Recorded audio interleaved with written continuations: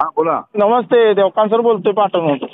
हा नमस्ते, बोला बोला. हे आपलं आता जे टीईटीच्या संदर्भात जे सर्वोच्च न्यायालयाने निकाल दिलाय का नाही, त्या संदर्भात शेवटला 5 वर्ष राहिलेली किंवा इतर समजा वगळले, तर त्या संदर्भात अनेक शिक्षकांचा फोन येत होता, नेमकी काय भूमिका आहे किंवा काय याचिका किंवा काय त्या संदर्भात. तर त्यांना मी म्हणलं होतं आपण विचारू साहेबांना, आपले वकिलांना नेमकं काय करावं लागेल किंवा काय. तर समजा आमच्यासारखा शिक्षक समजा कोण 96ला लागलाय, 95ला लागलाय, 99, त्यावेळेला ही बोर्डच अस्तित्वात नव्हतं. म्हणजे टीईटी त्यावेळेला सुद्धा दिली असती लोकांनी. त्या कालावधीमध्ये 99 पर्यंत निवड मंडळ होतं, त्यांचं गुणवत्तेवर भरले. त्यानंतर 2008ला सीईटी झाली, 2013च्या दरम्यान टीईटी झाली.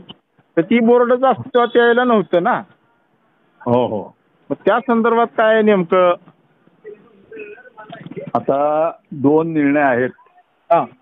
एक निर्णय आहे सुप्रीम कोर्टाचा, सर्वोच्च न्यायालय. हा.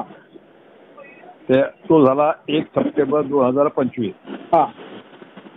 त्याच्यानंतर बरोबर 9 दिवसांनी मुंबई हायकोर्टाचा निर्णय झाला. तो निर्णय आम्ही घेतलेला आहे. हा. त्या निर्णयात काय. हा, आता ते सांगतो तुम्हाला मी. हा. हा. मुंबई उच्च न्यायालयाचा निर्णय पाहण्याआधी आधी सर्वोच्च न्यायालयाचा निर्णय बघितला पाहिजे.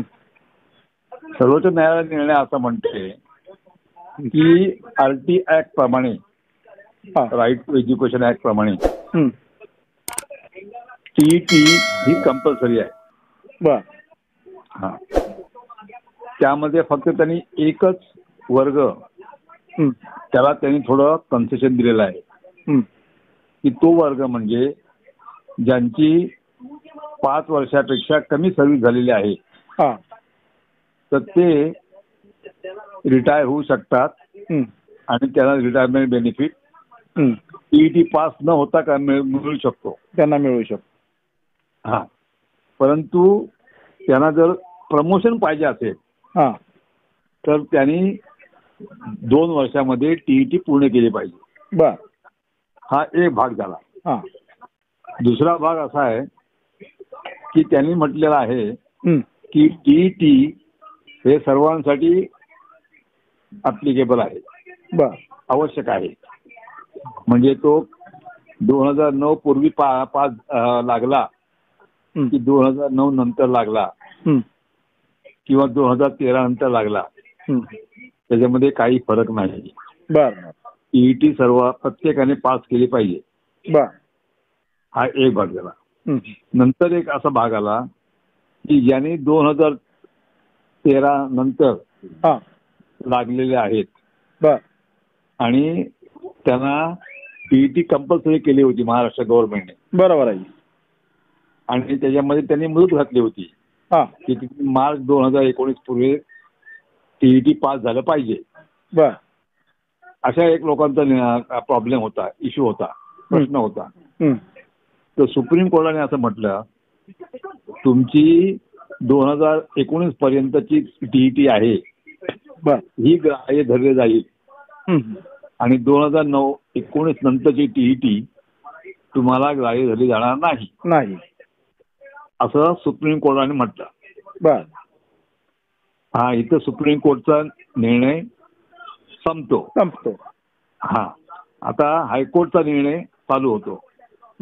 हायकोर्टला मध्ये आम्ही असं म्हणालो, मी आणि माझा मुलगा अपील झालो होतो. समजलं ते. हा, त्याच्यामध्ये आम्ही असं म्हणालो, तुम्हाला तो निर्णय माहिती आहे का?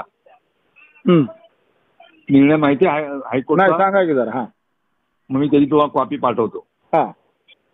त्याच्यामध्ये आम्ही असं घेतलं की आमचा जो अशील आहे, जो पिटिशनर आहे याचिकाकर्ता, त्याने 2021 मध्ये टीईटी पास केली. त्याचं प्रपोजल शाळेने शालार्थ आयडी साठी पाठवलं की त्याला पगार चालू करावा म्हणून. तर एज्युकेशन ऑफिसरनी ते प्रपोजल रिजेक्ट केलं. कुठलं ग्राउंड दिलं की तुम्ही 2019 पूर्वी टीईटी पास करणं आवश्यक होतं, ते तुम्ही पास झाला नाहीत म्हणून तुम्हाला शालाचा आयडी देता येणार नाही आणि तुम्हाला गव्हर्नमेंटकडून सॅलरी मिळणार नाही अशा प्रकारचा निर्णय दिला. त्या निर्णयाविरोधात आम्ही हायकोर्टामध्ये होतो. तिथं हायकोर्टामध्ये आम्ही असं सांगितलं की सुप्रीम कोर्टाने असं सांगितलंय की ज्यांनी टीईटी पास केली नसेल आणि त्यांना 2 वर्षाची मुदत वाढवून दिलेली आहे, म्हणजे 2025 पर्यंत 1 सप्टेंबर 2025 पर्यंत जर टीईटी झाली असेल तर त्याबद्दल त्यांनी काहीच भाष्य केलं नाही. बरोबर आहे.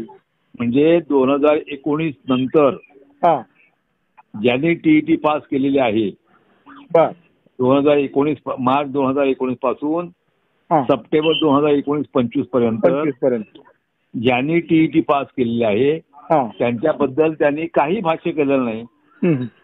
तर त्यांनी जर भाष्य केलं नसेल तर त्याच्यावरती कोणीतरी भाष्य करणं आवश्यक आहे. बरोबर आहे. नाहीतर तो इश्यू अनुत्तर राहील. मग कोर्टाने आमचं म्हणणं ऐकलं आणि समजून घेतलं आणि ऍक्सेप्ट केलं आणि सांगितलं की ज्यांनी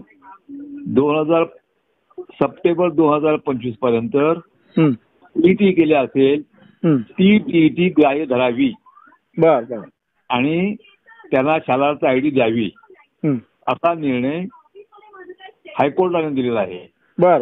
आणि त्याची कॉपी तुम्हाला मी आता थोड्या वेळाने पाठवतो. आणि एक साहेब त्याला विचारायचं काय होतं, समजा ही 19 पर्यंत मुदत दिली होती पण काय टीईटी नुसतीच भरती 20 ला झाली, 21 ला, म्हणजे 20 ला टीईटी दिली, 21 ला दिली, 22 ला ते सिलेक्शन झाले, त्यांना आता परत द्यायची काय गरज नाही? आता गरज नाही.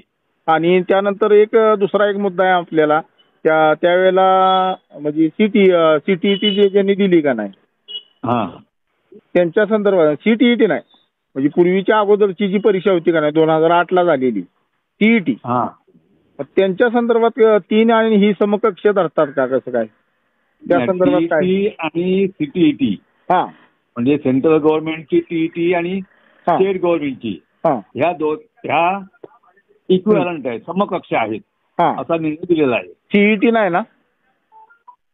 2008 ला जी लोक सीईटी पास झाली होती त्यांचा काय संबंध? ते वेगळंच आहे. बरं.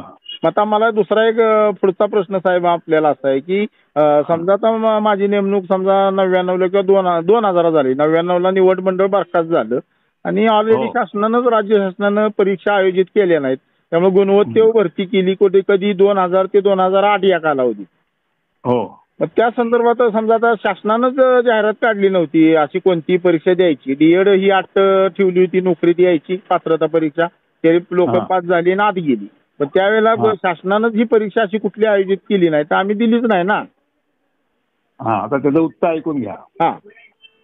सुप्रीम कोर्ट असं म्हणतं की टीईटी प्रत्येकाने पास केली पाहिजे. असं सुप्रीम कोर्ट म्हणतं. परंतु आता मी तुम्हाला मग असं म्हणालो की ज्यांनी 2019 नंतर आणि सप्टेंबर 2025 पर्यंत ज्यांनी टीईटी पास केलेले आहे त्याबद्दल सुप्रीम कोर्टाने काही भाष्य केलेलं नाही. तर त्याबद्दल हायकोर्टाने भाष्य करावं अशी आम्ही हायकोर्टाला विनंती केली. त्याप्रमाणे हायकोर्टाने भाष्य केलं. तसंच आता ज्यांनी 2013 पूर्वी ज्यांनी जॉब घेतलेला आहे, सेवेमध्ये आलेले आहेत, मग ते 95च्या असतील, 99च्या असतील किंवा 2009च्या असतील, 10च्या असतील, परंतु त्यांनी टीईटी पास केली नसेल तर टीईटी पास केली नसेल तर त्यांच्या सर्व्हिसचं काय होणार याबद्दल सुप्रीम कोर्टाने काही भाष्य केलेलं नाही. तर त्या संदर्भात सुद्धा आपण हायकोर्टाकडे जाऊन आपलं म्हणणं मांडू शकतो आणि सांगू शकतो की सुप्रीम कोर्टाचा निर्णय आम्हाला स्पष्टपणे म्हणत नाही की तुम्ही टीईटी पास केलीच पाहिजे किंवा तुम्ही पास नाही केलीत तर काय होईल. फक्त एवढं सुप्रीम कोर्ट म्हणतं जर तुम्हाला प्रमोशन पाहिजे असेल तर तुम्ही 2 वर्षामध्ये टीईटी पास केली पाहिजे हे त्यांनी स्पष्ट म्हटलेलं आहे. परंतु टीईटी पास नसेल तर काय होईल याबद्दल सुप्रीम कोर्टाने भाष्य केलेलं नाही. तर माझा एक साहेब पुढचा एक साधा प्रश्न म्हणजे विचारायचा होता मला. ज्या वेळेला ते शिक्षक काय लागले ते यातले शिक्षकामधून काही केंद्रप्रमुख मागे झाले समजा त्या निर्णयाच्या पूर्वी किंवा विस्तार अधिकारी झालेत, मग त्यांना सुद्धा हे कंपल्शन आहे का? त्यावेळेला ते शिक्षक होते. म्हणजे त्यावेळेला ते टीईटी पास होऊन त्यांचं प्रमोशन झालेलं नाही ना. जसं आता आम्ही समजा मी 2013 किंवा काय प्रमोशन स्वीकारलं त्यावेळेला मी टीईटी पास नव्हतो असं जर समजा शासनाचं मत असेल तर त्यावेळेला आमच्यातले काही बांधव विस्तार अधिकारी केंद्रप्रमुख झालेले आहेत. मग त्यावेळेला ते टीईटी पास नव्हते, मग त्यांच्यासाठी सुद्धा हे लागू होईल का काय नेमकं? त्याच्याबद्दल सुद्धा सुप्रीम कोर्टाने काही हा जो इश्यू आहे तुम्ही म्हणताय ना हा इश्यू सुप्रीम कोर्टामध्ये चर्चेला आलेला नाही किंवा चर्चेला घेतला नाही. त्यामुळं जो विषय चर्चेला घेतला नाही त्याबद्दल आपण आपल्या विरुद्ध सुप्रीम कोर्ट म्हटलं असं म्हणायचं कारण नाही. बरोबर आहे. सुप्रीम कोर्ट म्हणजे काही पार्लमेंटचा कायदा नव्हे. बरोबर आहे. सुप्रीम कोर्ट जेवढं म्हणतं तेवढंच आपण उचलायचं, जे म्हणत नाही त्याच्याबद्दल आपण आपलं मत व्यक्त करायची गरज नाही. बरोबर. आणि अशी चर्चा होती म्हणून विचारलं. नाही चर्चा होते पण आपण आपल्या विरुद्ध निगेटिव्ह समजून घ्यायचं कारण नाही. बरं. सुप्रीम कोर्टाने जेवढं म्हटलंय तेवढंच आपण वाचायचं.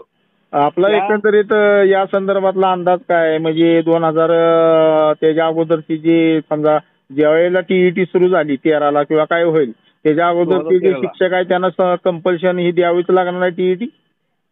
आता माझं मत तुम्हाला सांगतो. मी जे आतापर्यंत हायकोर्टामध्ये मांडत आलो आहे. टीईटी बद्दलची संपूर्ण माहिती आपल्याला या व्हिडिओच्या माध्यमातून मिळालेली असेलच. अजूनही काही आपल्या मनामध्ये काही प्रश्न असल्यास नक्की कमेंट करा. व्हिडिओ आवडल्यास लाईक करा. आपल्या मित्रपरिवारांच्या मध्ये नक्की शेअर करा. धन्यवाद.